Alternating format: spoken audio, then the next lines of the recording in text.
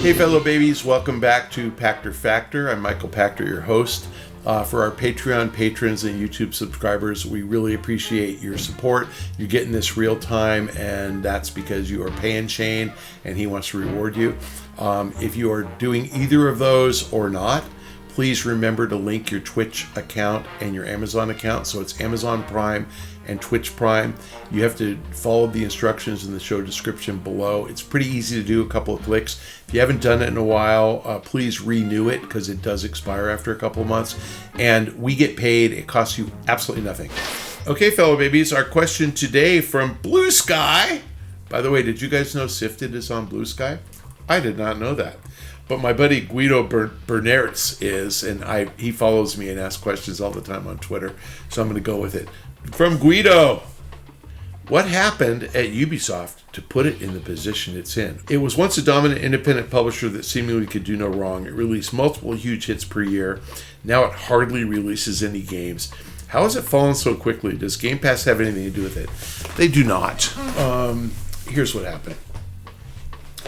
The guys who run Ubi, and they're very competent guys. I mean, they make good games, and they have more owned IP than anybody but Nintendo, I swear. I mean, they probably only have half as much as Nintendo, but they have a lot.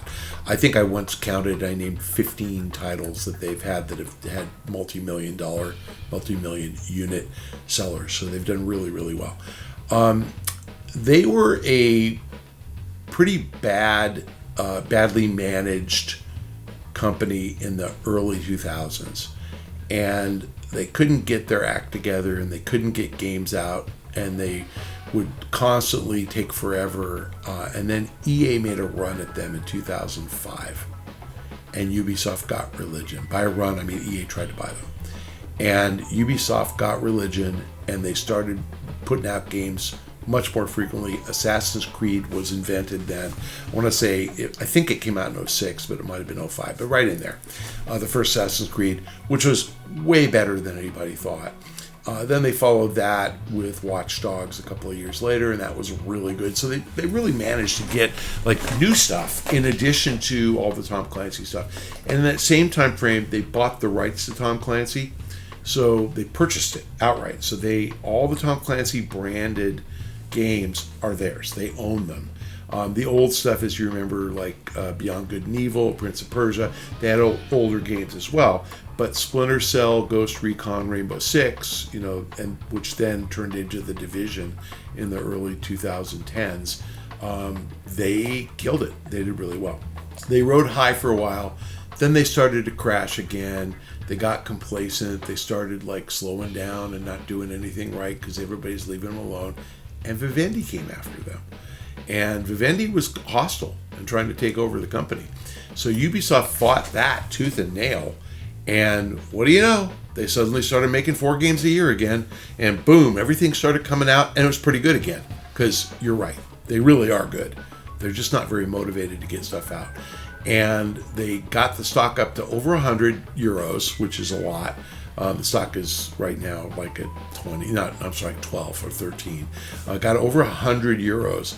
And on the way down, they came up with financing to buy Vivendi out. So they bought it back for like 65 or 67 a share. They have more shares than they've ever had, and they have some debt. But they bought their freedom again, and then they went back to being unproductive. And so that was late teens, and then in the 20s, they just haven't been productive again. What caused that? Well, there's a lot of things. This is my theory. They certainly have never hired me to be a consultant or asked my opinion on what they should do differently. But at its peak, Ubisoft had 19,000 employees. Now, they've recently had some layoffs, so they're down to about 17,000. Let's put that in perspective. They expect to do around 1.7 billion or so this year in euros. Call that $2 billion. It's under $2 billion. They have 17,000 employees. They laid off 2,000.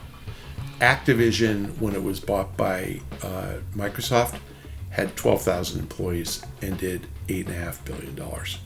So Ubisoft is 1/4 the size with 50% more employees. Electronic Arts, I think 11 or 12,000 employees, $7.5 billion. Take-Two, I think 11 or 12,000 employees. It might be 9. I was confused. One of those guys might be 9, but same level, $5.5 billion. And GTA hasn't come out yet. They'll be at 7 or 8 when that comes out. So you have EA, Activision, Take-Two all doing about 4 times as much revenue with fewer employees. And let's go through the exercise. I'll use Activision because it's easy. Activision had 12,000 employees and did $8.5 billion. That's $700,000 of revenue per employee. Ubisoft has, at its peak, 19,000 employees and was maybe doing $2 billion. That's $110,000 per employee in sales. What do they pay their people? Now, they'll tell you they don't pay very much, but trust me, they pay 50, 60, 70,000 on average, if not 100. So how do you make money if your revenue is only covering your employee costs and doesn't count marketing or anything else that you have? They can't make money at that level. So they're really, really overstaffed. Now, Ubi will defend itself and say, but our employees, we have a lot of them, but they're in low-cost places. Well, they are. They're in Montreal, and Canada has a 30%, I think, or 35% subsidy for salaries that you pay to Canadians in the games industry. So if they pay a person, call it $100,000 there, they get a $35,000 credit, so it only costs them $65,000. I get that. But when you have twice as many employees, who cares if you're paying them half as much? It comes out to be the same cost. And the truth is, Ubisoft needs to be at 4 or 5 billion in revenue to justify this many employees. So why do they have so many? And they have employees in Romania, and they have employees in China. I mean, they're all over. They're in France, and they're in UK. I think they're in Sweden as well. But why do they have so many employees? I believe this. I can't prove it. This is just my thesis. They had a series of high-profile employees defect to other companies. So Patrice Désilets and Jade Raymond are two of the high-profile people who worked on Assassin's Creed and left. And Jade's moved around. She's at Sony now, but she's a stud. And Patrice was a stud and is still a stud. I love the guy. But they lost like 3 or 4 really high-profile people, and their response to that was, instead of countering and paying them more, or paying everybody more to make sure they retain them, they gave everybody less power.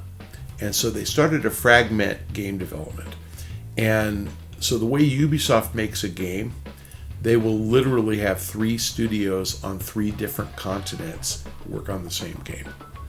And they might all do different things, but you have to piece it all together.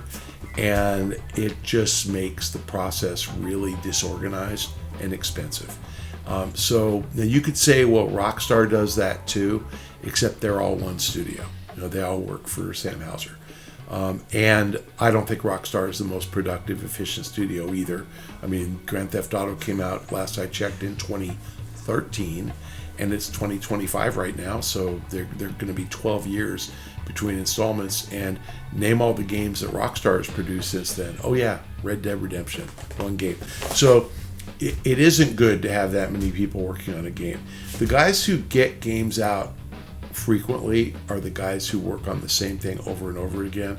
It's easier, obviously, with Madden football or FIFA because the game mechanics don't change very much. But Call of Duty, Activision had 3 studios on a 3-year cycle, and it works. And we can argue about whether the games are great or not, but they're good enough. And a team of 200, 300, 400 people working for 3 years works, and it just does. And maybe they supplement that with lots of external help for art and stuff. And I've seen numbers that say $700 million to make Call of Duty. I think those numbers are including lots of expenses that aren't development costs. But the point is, you can make a game in 3 years.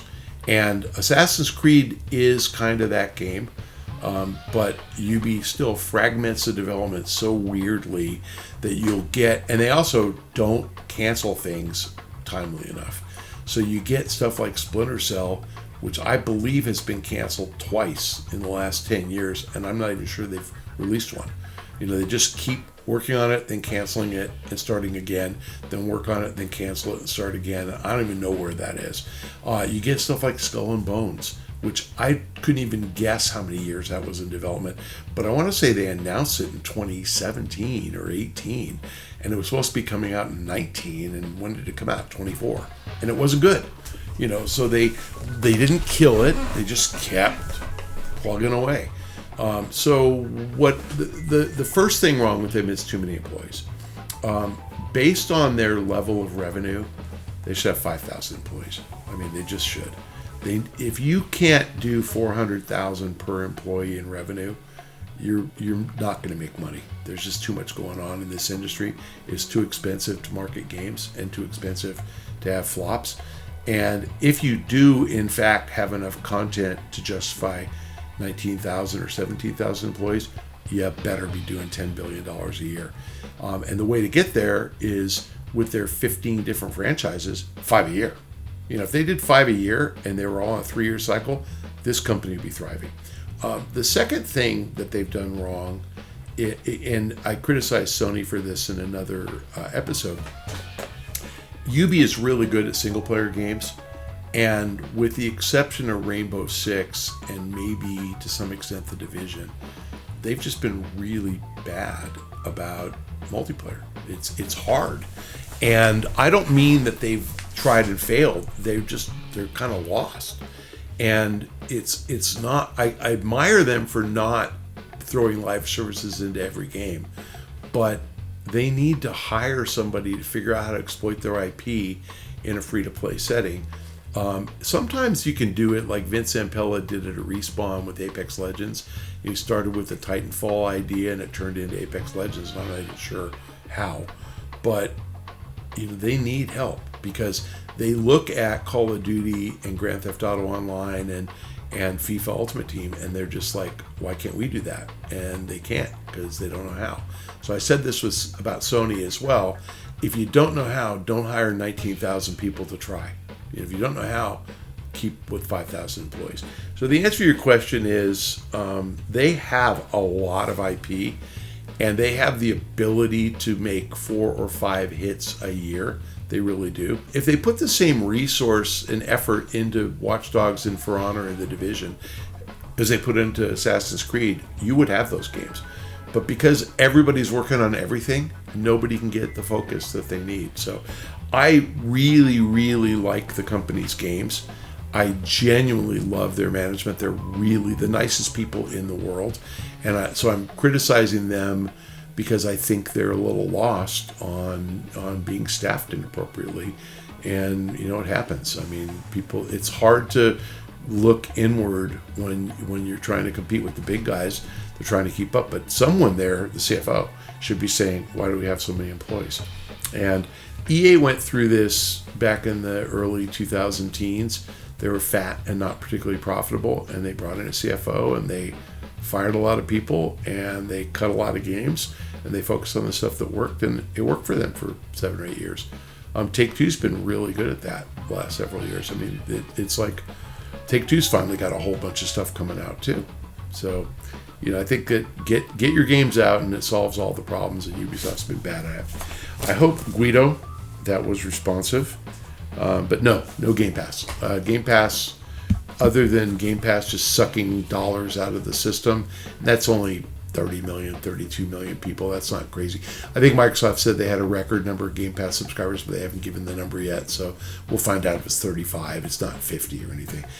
That's at the margin. That's not killing Ubisoft. That's just dollars flowing to Microsoft because they need it. God knows they need it.